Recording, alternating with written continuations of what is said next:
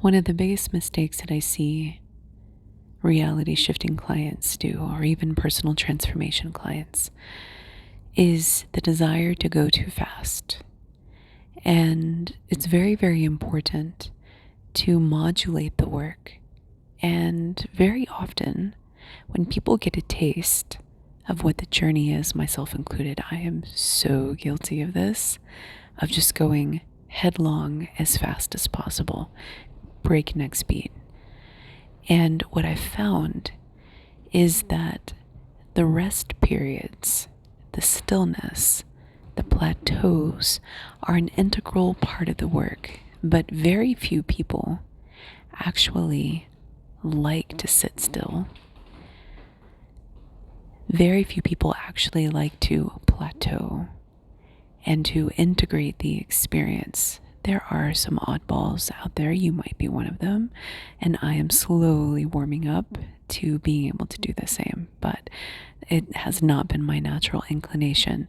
And the clients that I work with, perhaps it's the ones that I magnetize to me, are often very similar minded, where their capacity for work, their capacity to push through obstacles, jump over hurdles, and transform themselves is often greater than just the average person.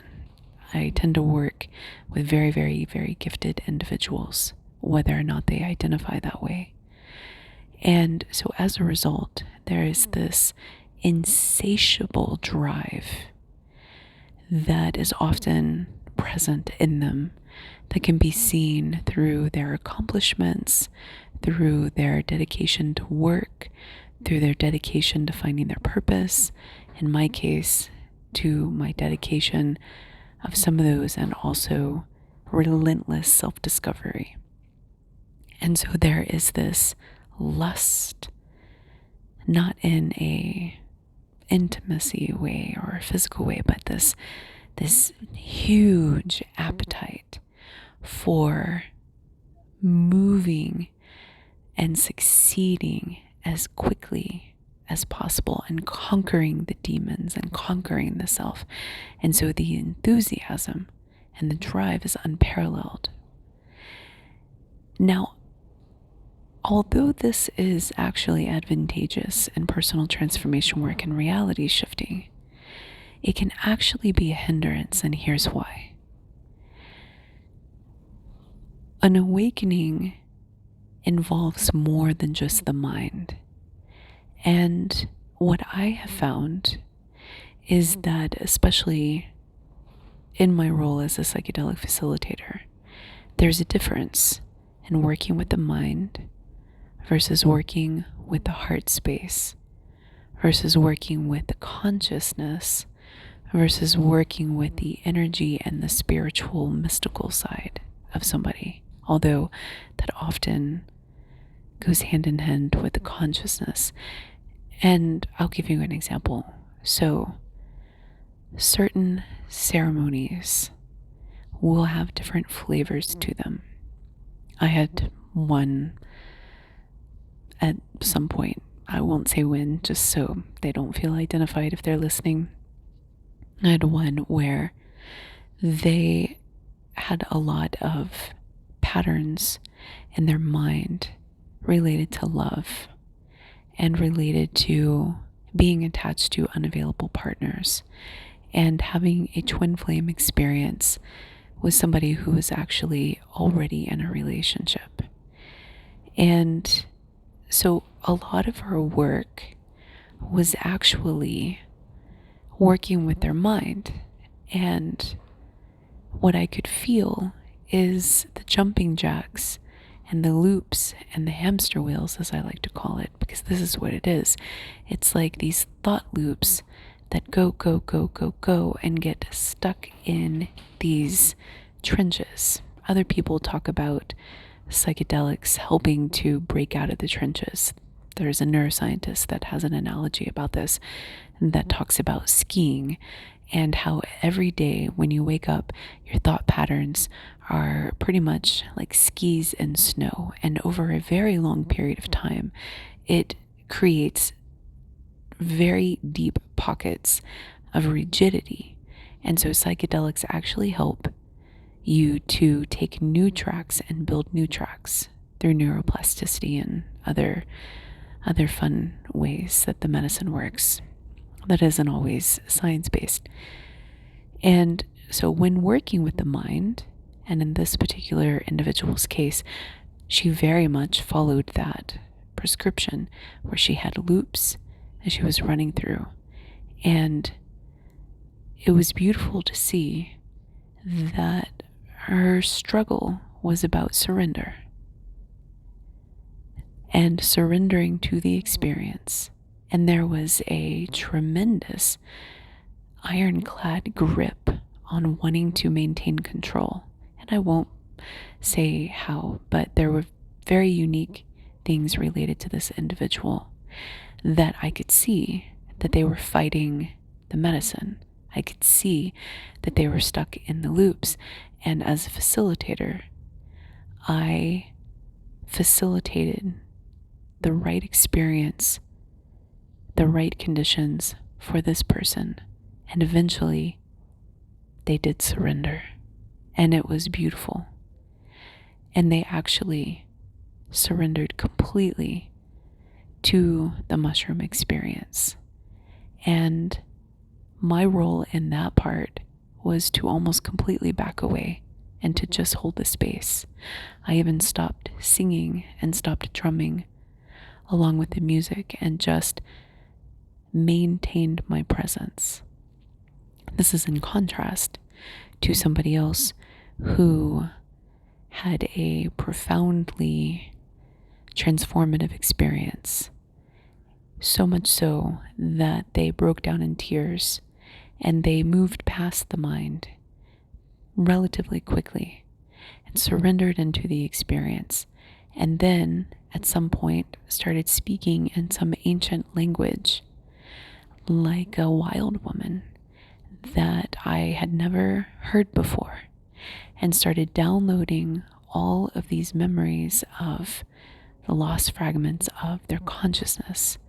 And that required a different facilitation experience to where I was present and singing and actively holding the space and inserting myself in the space. And there was not hardly a moment that I stopped singing and drumming. And so as a result, you learn when you do facilitation work, even without psychedelics. I facilitate transformations. I facilitate reality shifting. You learn how to work with people's energy, how to open up their heart, how to work with the mind, how to work with the consciousness. And what I find is that when people want to go too fast, it's very often from the head space, the mind space. And although we can solve a lot of problems with the mind, there is a deeper connection with the subconscious, with fragments of memories from other lifelines, with the emotional body, with the energetic body. And so what happens when people rush through the process and they don't plateau is that they don't actually get to tap into those other elements, and they don't bring all of themselves along on the journey. And so it's sort of like, let's imagine the limbic system as its own system. It stays in the knee-jerk reactions and the unconscious patterns. But the conscious mind will start somersaulting ahead. And then the person will be confused why their relationships are still a mess when they're so advanced on the journey, because they didn't plateau to let the limbic system and the subconscious integrate that information and to break some of those loops and some of those patterns. So even though they are actually quite advanced and wise, and might even be teachers or healers or shamans, when you trigger them in the right way, this is why I love my job. It's so beautiful to do and to see. When you trigger them in the right way, you'll trigger the part of them that hadn't caught up yet. And whereas a lot of people like to tear down others for not being perfect, particularly when they are magicians or occultists or leaders, I see it as an opportunity to integrate more, to let certain parts of the psyche, of the energy body, of the heart space catch up, because it's indicative that they have gone too fast and they have not actually integrated all of the components that they need to. And this is why you can see wildly inappropriate behavior at times, or why people will be confused because they will be so triggered, or they will be acting out in certain ways that are reminiscent of their childhood wounds or deep intimacy blocks that need to be worked with. So the advantage of plateauing is that even when the mind is ready, the heart often is still locked for those that are hyper intellectual.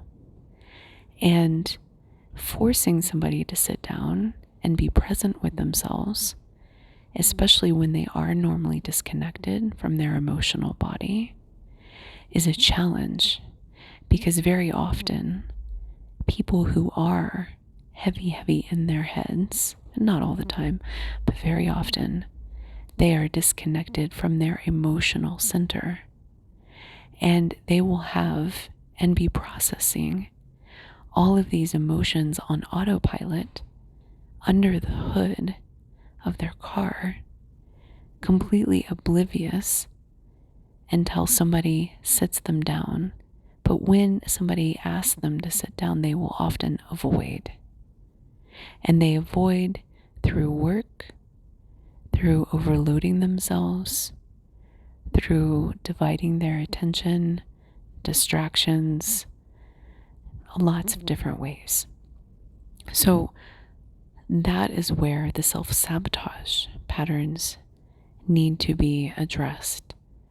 When avoidance starts to eclipse the ability to sit down and to deepen the work. As I like to say, it's important to go deeper and to go deeper and to go deeper. And when we are going through the process of excavation, just a single pass is often not enough. And that's because the mind, with all of its rationality, plays tricks on us. You know, it's so peculiar. But there's always a reason for everything. And very often, it's like, a great example is people who associate getting cold with getting sick. And there are numerous ways that you can get sick. And there are lots of theories about, whether or not cold modulates the immune system. I personally believe that you get sick because there's a virus or a bacteria, or you're running low, or there's high inflammation in the body, which is already attacking the immune system. So then when you're exposed to a pathogen, then your natural ability to fight that off is dampened. But a lot of people swear that when they get cold, they get sick. It's not been my experience. So what I observe, though, is that people who get sick, who have this attachment to this idea, will backfill their experience to make it fit their worldview. Here's what I mean. Somebody gets sick. Oh man, I should have put on a sweater. It wasn't that cold outside, was it? well, I, I should have put on a sweater. And so they'll make it fit, even if it doesn't actually quite fit. And this is what people do when they're explaining very often the first pass of their emotions. Oh, well, da da da. There's always this, this is my default setting. This is my shortcut explanation. And we all have these. And I literally observe this, that even when it doesn't make sense, people still hold on to those ski slope, the tracks in the snow, and they do so rather unconsciously. This is why I say that the mind plays tricks on us, because we have these loops and we have these shortcuts. That's equivalent to saying, like, I should have worn a sweater, I should have worn a hoodie to go outside, that's why I got cold. Maybe it was because I'm sick, I've got the flu, and I was coughing all over you before I figured it out. No, I should have put on that sweater. I'm just, being a little facetious right now. So the mind's tendency to always explain things is why we need to plateau. Because when you're moving quickly through personal development work and personal transformation, it's often through the mind first, because you're talking about things, you're remembering things, you're processing things. And you could spend years in therapy and not get very far. Why is that? Exactly. Because the mind has lots of explanations, rationalizations, and some of them, for many people, are total BS. You can spend tens of thousands of dollars in therapy and not get anywhere.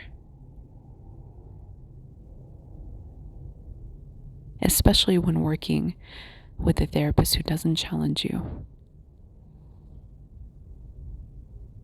who doesn't help you see it from different perspectives, and who just receives almost silently and just nods. Tell me more. I see. And doesn't facilitate the breaking through the loops of the mind. And worse yet, if you are heavily compartmentalized and if you have a tendency to control the perception of you, like a lot of very, very gifted people do, also those with personality disorders, and also those who are neurodivergent, but they do so all for different reasons. And so if you have an instinct of mirroring or controlling and guiding people to see you in a certain way, then you could spend tens of thousands of dollars and years with a therapist, and the therapist will only know exactly what you want them to know about you, which is only going to reinforce your thought loops like an echo chamber.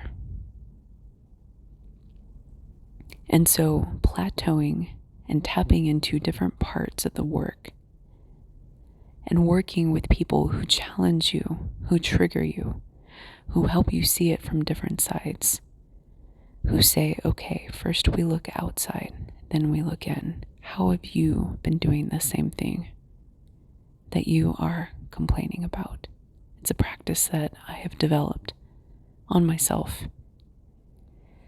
And at first, it was very close to a one-to-one, meaning almost all my judgments about other people were projections about myself. But as I've grown, I've started to see where the line is between me and other people, which is why I say that it's not always a reflection. What you see is not always a reflection of you. It's more complicated than that. But for a lot of people, it is. And so if you see something outside, then take that inside and plateau with it. That's the most important part. To unpeel the layers beyond just the first pass, to sit there with it for days, for weeks on your own, reflecting, observing through all of the different lenses of perspective, yours, theirs, somebody else's. Is there another interpretation for this encounter? How have you subconsciously created it? That's always a good one. How did I subconsciously create this situation that I feel victimized in?